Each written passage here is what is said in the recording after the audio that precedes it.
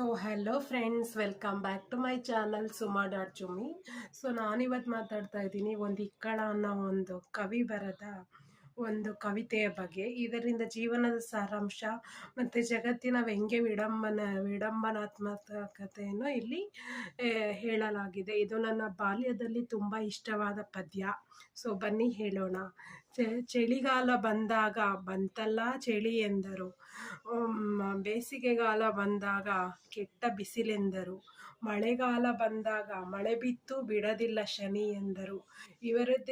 ಇವರದೇ ಟೀಕೆ, ಇವರು ಮೆಚ್ಚುವ ವಸ್ತು ಇಲ್ಲಿಲ್ಲ ಜೋಕೆ. ಚಿಗುರ ಚಿನ್ನದ ನಡುವೆ ಹೂವ ಬಯಸುವರು, ಹೂಗಳ ಕಾಲದಲ್ಲಿ ಹಣ್ಣ ಹೊಗಳುವರು. ಹಣ್ಣು ಬಂತೆಂದರೆ ಹಣ್ಣಿನ ಗಾತ್ರ ಪೀಚು. ಇವರು ಮೆಚ್ಚುವ ವಸ್ತು ಇಲ್ಲಿಲ್ಲ ಜೋಕೆ, ಇವರ ಟೀಕೆ. ಓದಿದರೆ ಹೇಳುವರು ಮತ್ತೊಮ್ಮೆ ಬರೆಯೋ, ಬರೆದಿಡಲು ಬೆದಕುವರು ಬರವಣಿಗೆ ಸರಿಯೋ. ಓಡಿದರೆ ಬೆನ್ನ ಹಿಂದೆಯೇ ಇವರ ಟೀಕೆ, ಇವರು ಮೆಚ್ಚುವ ವಸ್ತು ಇಲ್ಲಿಲ್ಲ ಜೋಕೆ. ಪದ್ಯದ ತಾತ್ಪರ್ಯ ಏನಂದ್ರೆ, ಇಂಥವರ ಮಧ್ಯ ಸಿಕ್ಕಿಕೊಂಡ ವ್ಯಕ್ತಿ ಇಕ್ಕಳಕ್ಕೆ ಸಿಕ್ಕಿ ಹಾಕಿಕೊಂಡಂತೆ. ಇದರಲ್ಲಿ ಸಿಕ್ಕಾಕೊಂಡ ವ್ಯಕ್ತಿ ಚಡಪಡಿಸಬೇಕಾಗುತ್ತದೆ. ಇಕ್ಕಳ ಎಂದರೆ ನಮ್ಮ ನುಡಿಗನ್ನಡದಲ್ಲಿ ವಸ್ತುಗಳನ್ನು ಬಿಗಿಯಾಗಿ ಹಿಡಿಯಲು ಉಪಯೋಗಿಸುವ ಒಂದು ಸಾಧನವಾಗಿದೆ.